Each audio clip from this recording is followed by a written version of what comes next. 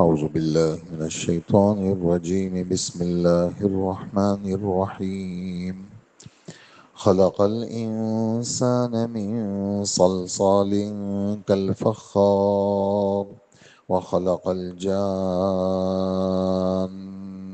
من مارج من نار فبأي آلاء ربكما تكذبان رب المشرقين ورب المغربين فبأي آلاء ربكما تكذبان مرج البحرين يلتقيان بينهما برزخ لا يبغيان فبأي آلاء ربكما تكذبان يخرج منهما اللؤلؤ والمرجان فبأي آلاء ربكما تكذبان وله الجوار المنشآت في البحر كالأعلام فبأي آلاء ربكما تكذبان صدق الله العظيم. آیت نمبر 14 سے لے کر 25 تک کی تلاوت آپ حضرات نے سنی. سورہ رحمان ہماری چل رہی ہے اور شروع کی آیتوں میں جیسے خلاصے میں آپ حضرات نے سنا تھا، اللہ جل جلالہ کی عظمت اور کبریائی، ان کی قدرتوں کا بیان ہے. آیت نمبر 14 میں انسان کی تخلیق کا بیان ہے کہ اسی اللہ نے انسان کو ٹھیکرے کی طرح کھنکھناتی ہوئی مٹی سے پیدا کیا. صلصال پانی ملی ہوئی مٹی کو کہا جاتا ہے. صلصال پانی ملی ہوئی مٹی، جبکہ وہ مٹی خشک ہو جاتی ہے اس کو کہا جاتا ہے. اور فخار جب مٹی پانی میں مل کر کے اس کو آگ میں جب پکایا جائے اس کو کہا جاتا ہے.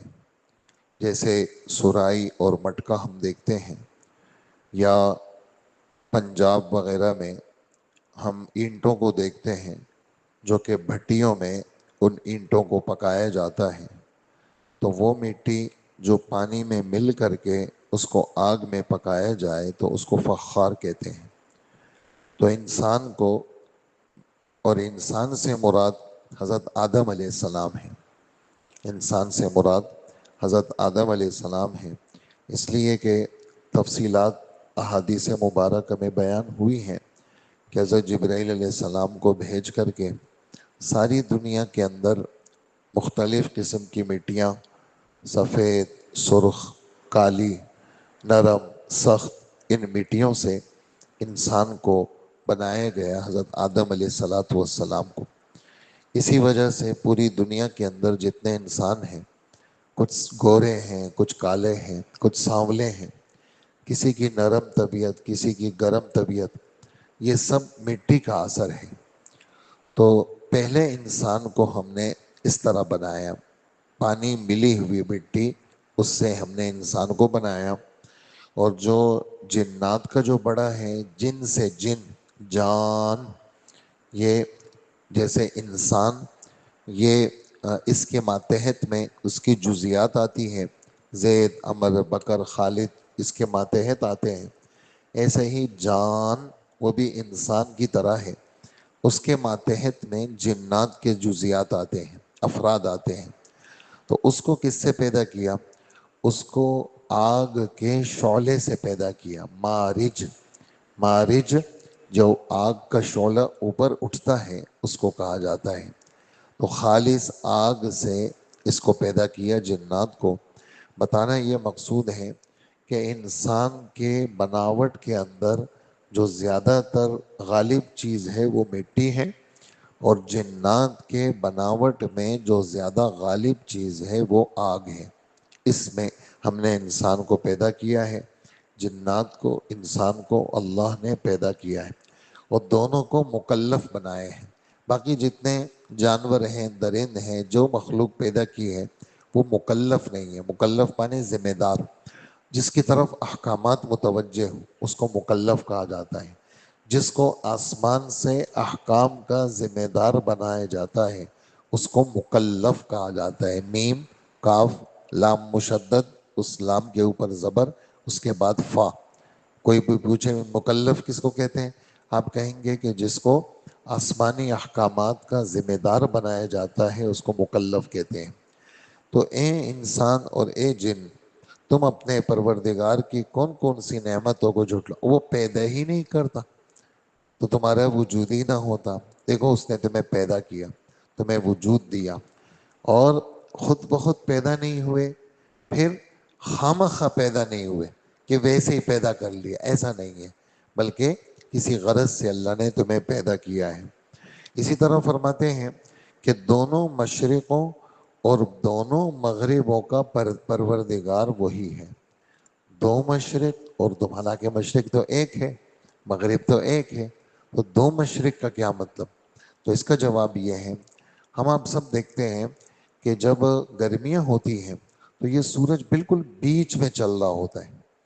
یہ جو تپش تیز ہوتی ہے سورج کی، یہ بیچ کی وجہ سے ہوتی ہے، بالکل وسط آسمان میں چل رہا ہوتا ہے۔ اور جو جب سردیاں ہوتی ہیں تو یہ کراس میں ہو جاتا ہے، تو اس کی وہ تپش وہ کم ہو جاتی ہے۔ تو گرمیوں کے اندر اس کی مشرق یعنی طلوع ہونے کی جگہ الگ، اور سردیوں کے اندر اس کے طلوع ہونے کی جگہ الگ۔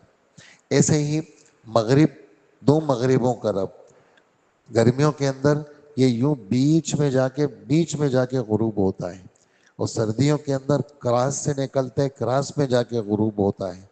تو دو مشرقوں کا رب، ایک گرمی والا مشرق اور ایک سردی والا مشرق، اور ایک گرمی والا مغرب اور ایک گرمی والا سردی والا مغرب۔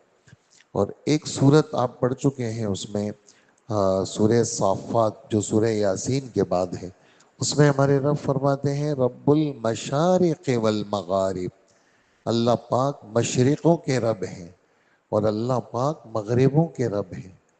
تو مشرقوں کے رب ہیں، بہت ساری مشرق ہیں۔ تو اس کا جواب یہ ہے، یہ جو سورج نکلتا ہے یہ روزانہ ایک جگہ سے نہیں نکلتا، تھوڑا تھوڑا، جیسے آج جو بیچ آسمان میں ہے، تو اب موسم جیسے ٹھنڈا ہوتا جائے گا، اکتوبر، نومبر، دسمبر، تو یہ آہستہ آہستہ آہستہ کراس ہوتا جائے گا۔ تو روزانہ تھوڑی تھوڑی مقدار میں اس کی مشرق بدلتی رہتی ہے، اس لیے بہت سارے مشرقوں کا رب بھی اللہ ہے، اور روزانہ غروب بھی اس کا تھوڑا تھوڑا بدلتا رہتا ہے، گرمیوں میں بالکل بیچ اور سردیوں میں بالکل کراس میں۔ تو دونوں موسموں کے اندر کا بیان ہے، اور مشارق اور مغارب میں روزانہ کا بیان ہے، روزانہ اس کی مشرق الگ اور روزانہ اس کی مغرب الگ ہے۔ تو مشرق اور یہ بتانا مقصود یہ ہے کہ گرمی کا اپنا فائدہ اور سردی کا اپنا فائدہ، معتدل موسم کا اپنا فائدہ اور خزاں موسم کا اپنا فائدہ، کوئی چیز نفع سے خالی نہیں ہے۔ لہٰذا اے انس اور اے جن، تم اپنے پروردگار کی کون کون سی نعمتوں کو جھٹلاؤ گے؟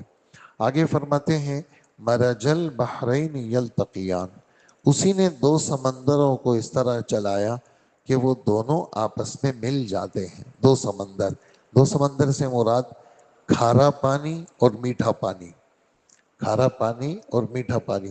ویسے تو جو کچھ ہے یعنی گندا پانی، میٹھا پانی، سب آ کے سمندر میں گرتا ہے، اور اللہ پاک نے سمندر میں یہ خاصیت رکھی ہے کہ اللہ پاک نے کہ یہ سارا پانی جتنا دنیا کا گند ہے وہ سارا سمندر میں فلٹر ہو جاتا ہے۔ فلٹر ہو جاتے ہیں کیا مطلب؟ ہم آپ پیتے نہیں ہیں، پی بھی نہیں سکتے، لیکن اگر ہماری ضرورت پڑ گئی اور ہمارا سمندری سفر ہوا اور ہمارے پاس پانی ختم ہو گیا اور ہمیں نہانا پڑ گیا، تو ہم سمندر کے پانی سے پاک غسل کر کے نماز پڑھ سکتے ہیں، ٹھیک ہے؟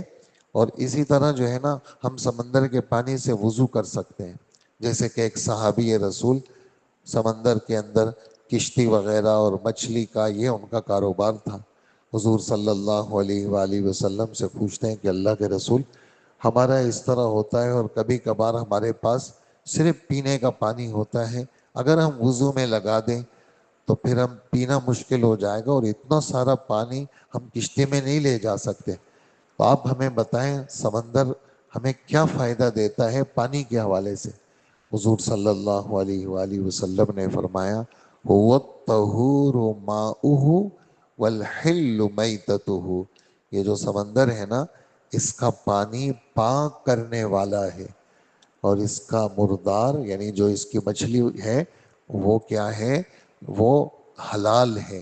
لہٰذا سمندر کے پانی سے غسل کرنا اور وضو کرنا یہ بالکل جائز ہے۔ یہ تو اس کی پاکی کا بیان ہوا۔ دنیا بھر کے گند گرتے ہیں اور یہ سمندر اس کو فلٹر کر لیتا ہے، اور وہ سارا گند کیا ہو جاتا ہے؟ پاکی میں بدل جاتا ہے۔ یہاں بتانا یہ مقصود ہے کہ بنگال کے اندر، خود ہمارے ملک کے اندر اور دنیا کے بعض خطوں میں دو دریا چلتے ہیں، ایک میٹھا دریا اور ایک کھارا دریا، اور میلوں تک چل رہے ہیں۔ وہ میٹھا پانی کھارے میں نہیں ملتا اور کھارا میٹھے میں نہیں ملتا، اور اللہ پاک فرماتے ہیں اس کے بیچ میں ہم نے ایک آڑ رکھی ہے، یہ یہاں نہیں جا سکتا، حالانکہ مکس پانی آپ خود یعنی ہم ایک عام سی بات ہے، ذہنوں میں آنے والی بات ہے کہ پانی ایک مائع اور سیال چیز ہے، وہ کیسے مکس نہیں ہو سکتا؟ لیکن اللہ اس کو مکس کرنے نہیں دے رہے، میلوں وہ ساتھ چلتے ہیں، وہ میٹھا اور کھارا پانی ملتا نہیں۔ اور حیرانگی کی بات آپ یہ سنیں کہ یہ تو یوں جا رہے ہیں تو مل نہیں رہے، بعض جگہ یوں ہے، یعنی میٹھا پانی اوپر ہے کھارا نیچے ہے، یا کھارا اوپر ہے میٹھا نیچے ہے، اور یوں جا رہے ہیں، تو وہ میٹھا والا نیچے کھارے میں نہیں ملتا، کھارا میٹھے میں نہیں ملتا۔ یہ دونوں پانی اللہ پاک ایسے چلاتے، اوپر نیچے ہوں پھر بھی نہیں ملتے، اور ساتھ ساتھ چل رہے ہوں پھر بھی نہیں ملتے۔ ان دونوں کو اللہ نے بیچ کے اندر آڑ رکھ کر کے ساتھ چلایا۔ یہ کس کی طاقت ہے؟ کس کی طاقت ہے؟ اللہ کی طاقت ہے۔ اور یہ جو کھارا پانی ہے، پھر حیرانگی کی بات آپ سنیں، جو کھارا پانی ہے اس میں موجیں ہوتی ہیں، اس میں طغیانی ہوتی ہے، یہ پانی میں اٹھان ہوتا ہے، جیسے آپ سمندر کا پانی آپ دیکھ لیں، یوں آتا ہے یوں جاتا ہے۔ اور یہ جو میٹھا پانی ہوتا ہے یہ پرسکون چل رہا ہوتا ہے، اس کے اندر طغیانی نہیں ہے، اس کے اندر اٹھان نہیں ہے، اس میں موجیں نہیں ہیں۔ تو ایک میں موجوں کو رکھا، اٹھان کو رکھا، ایک کے اندر جو ہے وہ ہمارے رب نے یعنی سکون کو رکھا۔ یہ کیا ہے؟ یہ صرف اللہ کی قدرت ہے۔ فَبِأَيِّ آلَاءِ رَبِّكُمَا تُكَذِّبَانِ، اسی اللہ نے دو سمندروں کو اس طرح چلایا کہ وہ دونوں آپس میں مل جاتے ہیں، پھر بھی ان کے درمیان ایک آڑ ہوتی ہے کہ وہ دونوں اپنی حد سے بڑھتے نہیں ہیں بلکہ ساتھ ساتھ چل رہے ہوتے ہیں۔ اب بتاؤ کہ تم دونوں یعنی انسان اور جن اپنے پروردگار کی کون کون سی نعمتوں کو جھٹلاؤ گے؟ ان دونوں سمندروں سے موتی اور مونگا نکلتا ہے، یہ بھی خاص قسم کا موتی ہے، لؤلؤ موتی کو کہتے ہیں۔ مرجان یہ بھی مونگے کو کہتے ہیں، یعنی مرجان کا ترجمہ مونگا ہے، لیکن مراد اس سے وہ بھی قیمتی پتھر ہے۔ یہ دونوں نکلتے ہیں دونوں دریاؤں سے۔ اب اس میں علماء لکھتے ہیں کہ بھائی یہ جو دونوں نکلتے ہیں یہ اس سے نکلتے ہیں، یعنی کھارے پانی سے نکلتے ہیں، دونوں کھارے پانی سے نکلتے ہیں۔ نسبت دونوں کی طرف کیوں کر لی؟ کہا نسبت دونوں کی طرف اس لیے کر لی کہ جو میٹھا پانی ہے اس میں بہاؤ ہوتا ہے، یہ جاری ہوتا ہے، اور یہ جو سمندر کا پانی ہوتا ہے یہ ایسا جاری نہیں ہوتا، یہ لگتا ہے کہ یہ اپنی جگہ پہ کھڑا ہے اور یوں یوں ہو رہا ہے اس طرح۔ تو کہا کہ ہوتے دونوں کے اندر ہیں، لیکن اس جاری پانی سے نکالنا مشکل ہے۔ وجہ آپ نے دیکھا ہوگا جب پانی تیز میٹھا پانی چل رہا ہوتا ہے تو وہ خود اس کا بہاؤ اتنا تیز ہوتا ہے کہ اس کے اندر کھڑا رہنا اور کوئی غوطہ لگا کر کے نیچے جانا وہ بنسبت سمندر کے اس میں مشکل ہوتا ہے۔ اس لیے یہ جو موتی وغیرہ ہے یہ کھارے پانی یعنی سمندر سے نکلتے ہیں، اور یہ بھی انسان کے لیے اللہ پاک نے ایک چھوٹا سا موتی، یعنی سونا اگر ہے تو مثال کے طور پر 50 تولے کا جو سونا ہے تو اس کی اپنی ایک قیمت ہوگی، لیکن 50 تولہ وزن بڑا رکھتا ہے، لیکن اس کے بنسبت یہ جو موتی ہے اس کا وزن تھوڑا ہوتا ہے، لیکن ایک ایک موتی جو ہوتا ہے وہ 1 1 ارب روپے کا ہوتا ہے، اتنا قیمتی ہوتا ہے۔